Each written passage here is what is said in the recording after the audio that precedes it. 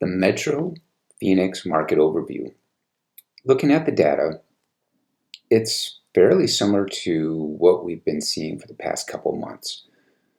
So if we start with the gold bars that are on the far right, that's sales price. In sales price, it's kind of, is it going up? Is it going down? Is it flat? I guess that's kind of the general consensus is, what's it doing? But since it's not breaking in any particular direction at this point, I guess we'll just generally call it flat because it's down from last month, and next month the regional MLS is proposing that it's going to go up a little bit, or I should say projecting. So if we look at the next straight trend line, that is just a reference point. It's a reference point of where would values be if everything had appreciated annually at 6%. And 6% is a fairly solid appreciation number, and so we're far above that. So that's just gives you the visual of how high our prices are at this point. The next line down is a lavender line, and that is inventory. And inventory seems to be going up a little bit. And if you compare that to the line below it, which are sales for the month, that one seems steadily on the low end. So the thing that's standing out to me on inventory is there is a point where when there's a significant amount of inventory, it puts downward pressure on prices, and it will drive prices down. We're not there. We're not seeing that. And I don't know what that number is precisely. But the next chart that we'll look at is really more of a telling data point of what's going to happen with prices in the near term. Now, the next chart is days on market.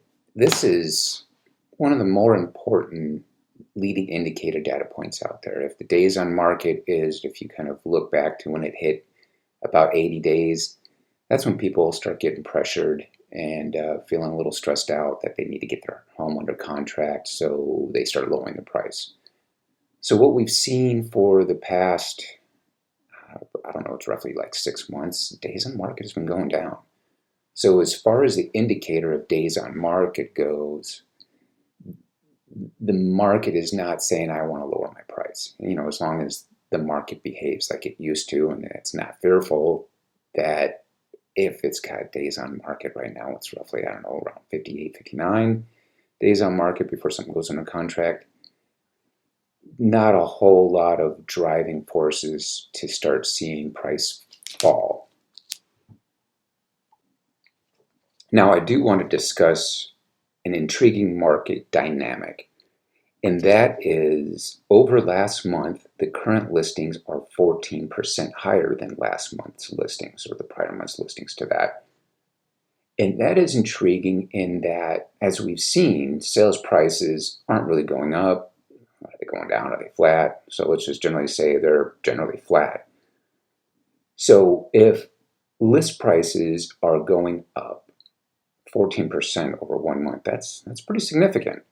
And if sales prices are generally flat, and we're seeing days on market still kind of going down, how does that work? And you know how I think that works?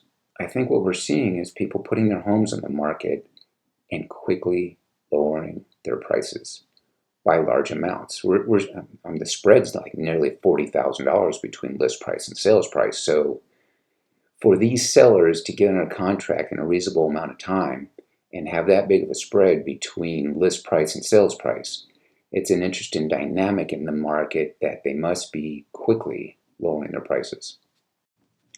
And that being said, I shouldn't call it lowering their prices, because that makes it sound like sales prices are falling. What I should say is a quickly lowering of asking prices to what the current market sales prices are.